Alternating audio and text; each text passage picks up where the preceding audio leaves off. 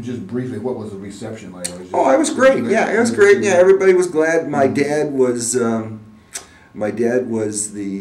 commander of a VFW post on Lynch Road and Van Dyke, Eddie Stinson post, I believe.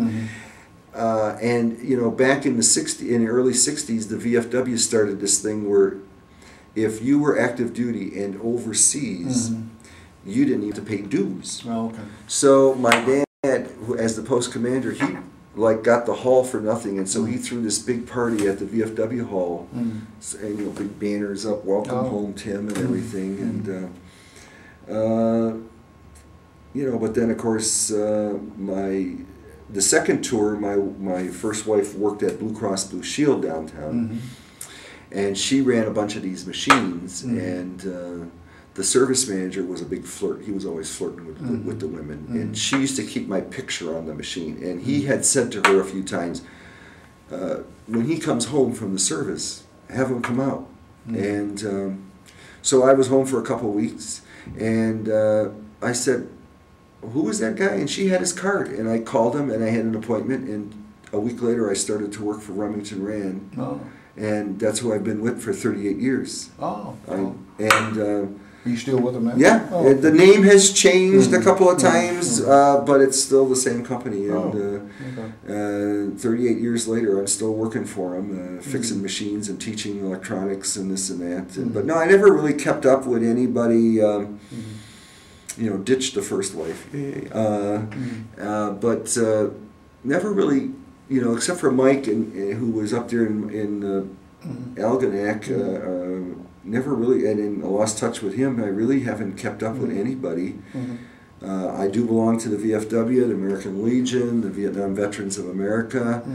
But you know, the Air Force guys, you know, I don't know, maybe Army guys. I know Marines. They're like a family. You know, they're not they're a family, and once a Marine, always a Marine type of thing. And even the Army guys that I've talked to, they seem to have formed this bond. Air Force guys, we just didn't do that. You know, you guys would all get shipped out together. You know, so you would go through boot camp together, and maybe through advanced training together, and then off to the jungle together. The Air Force didn't do that. You know, 2 guys would go here and 3 guys there, and so you were always being split up, always meeting new people. So you really didn't form those bonds. You know, we didn't sit in foxholes together, or even at practice foxhole. You know, I mean, we were living in barracks and eating hot food, and so we just never formed those friendships. And okay. Kind of like wrapping up just a little bit. I see you brought a couple of things with you. Well, you know, I know some of the. You know, you talk about. I mentioned my dad was in the Air Force in World War II, and then my dad's cousin was a Marine in 1915 in Haiti, and he wrote this book of his experiences of being a Marine in Haiti in 1950. Yeah, apparently in World War I, the U.S. was worried about the Germans taking over Haiti and Dominican Republic and a lot of these islands, and so we wound up putting a lot of Marines there.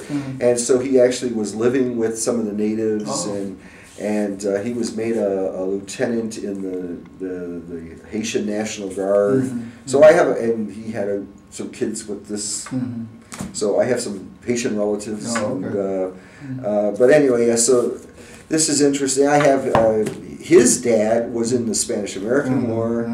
There was a Wirkus American Legion post for a Wirkus that died in Flanders in 1918. I saw anybody with the name is related. I mean, even if I can't prove it, there was some that served in the Civil War.